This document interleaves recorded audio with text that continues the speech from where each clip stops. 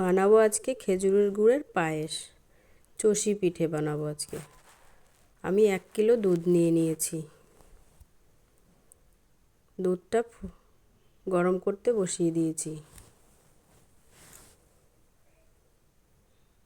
দুধটা ফুটে গেলে, একটু গরম হয়ে গেছে, ফোটা ভাব, আমি এর মধ্যে দিয়ে দেবো একটা তেজপাতা।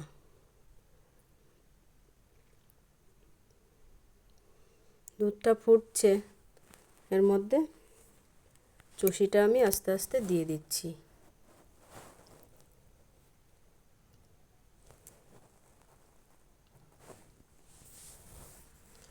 আমি চষিটা আগেই কেটে শুকিয়ে রেখেছিলাম।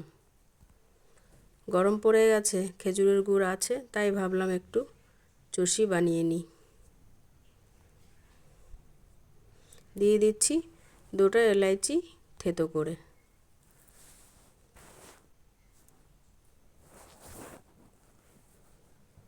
ফুটছে, আমি গ্যাসটা আস্তে করে রেখেছি। দিয়ে দিচ্ছি 10-12টা আমন্ড।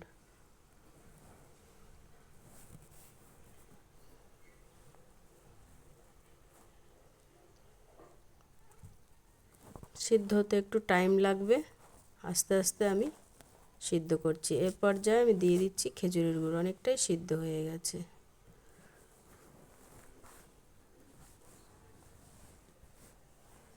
তোমরা চষি কে কে পছন্দ করো আমাকে কমেন্টে বলো। আমার এই রেসিপিটা তোমরা শেয়ার করো।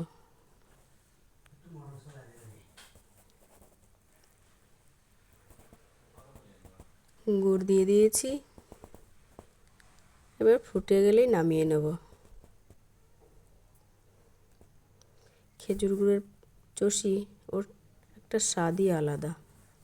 এটা সবারই পছন্দ হয় বাঙালিদের।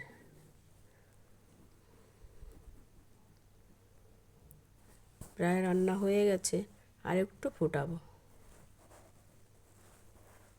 দেখো পুরো রান্নাটাই আমার হয়ে গেছে, আমি নামিয়ে নেব। তোমরা কে কীভাবে বানাও আমাকে কমেন্টে বলো। দেখো নামিয়ে নিয়েছি।